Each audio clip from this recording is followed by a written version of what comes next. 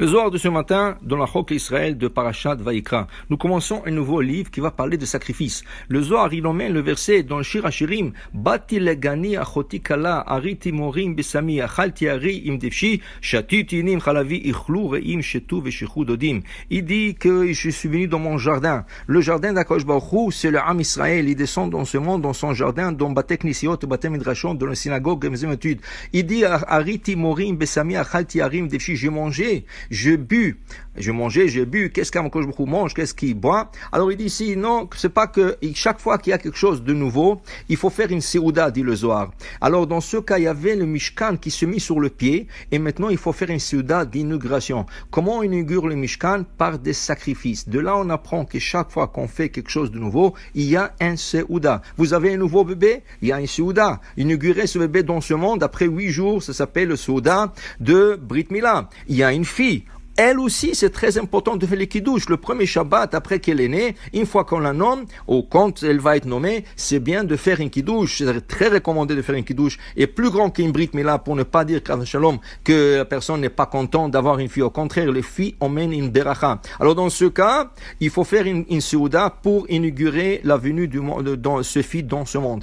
Tu rentres dans une nouvelle maison, qu'elle soit louée ou qu'elle soit achetée. Tu dois faire une inauguration de cette maison par d'ivret Torah, par le parole de Torah. Alors dans ce cas, nous ferons une séouda. Nous rentrons un nouveau Sefer Torah dans la synagogue. C'est une inauguration. Dans ce cas, on fera une séouda, l'Ichvot Sefer Torah. Pour dire qu'une séouda, c'est quelque chose de très important. Dans le Beth Amikdash, il y avait des sacrifices que le Kohen mangeait. Il y avait des libations de vin que on me jetait sur l'autel. Ça veut dire qu'une séouda, c'est avec de la viande et avec du vin. Alors c'est de là aussi il y a une halakha qui est tirée qu'on dit quand il faut réjouir dans Yom Tov. Yom Tov c'est pas comme Shabbat un peu. Pourquoi? C'est comme Shabbat dans tout la halachot, sauf on peut cuisiner d'une flamme déjà existante. Mais le Yom Tov il s'honore avec un repas. Et la Gemara dit un simcha du Yom Tov on n'a pas la simcha et la bebassar vayain qui est avec de la viande et le vin. Pourquoi? Parce que dans le temps de Beth Amikdash, les gens allaient de Beth Amikdash pendant les 3 fêtes de pèlerinage,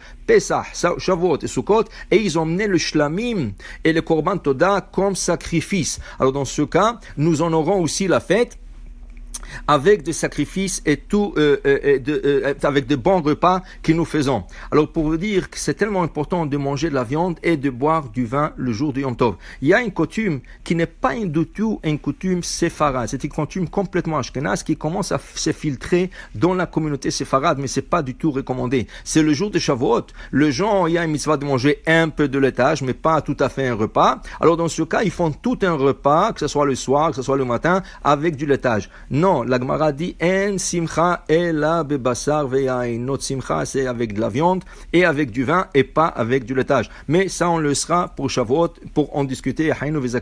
Mais pour vous dire, le Zohar ce matin il dit l'importance de l'inauguration, l'importance de faire une séouda au moment de l'inauguration. Alors pour vous dire que chaque fois que vous faites quelque chose de nouveau, c'est important de manger quelque chose ichlu reim shetu veshichu dodim. Pour vous dire que quand en faisant la séouda, on a inauguré le Mishkan avec des sacrifices pendant 7 jours. C'était pas un jour, c'était 7 jours de sacrifices et que pendant ces 7 jours, le Kohen Gadol était Moshe Rabbeinu. C'était pas Aaron. Aaron a pris le service à partir du 7e jour, mais pendant tous les 7 jours, l'inauguration se fait par Moshe Rabbeinu et le 7e jour, Aaron et ses enfants ont été invités de reprendre le service et de le faire éternellement jusqu'à la venue du Mashiach.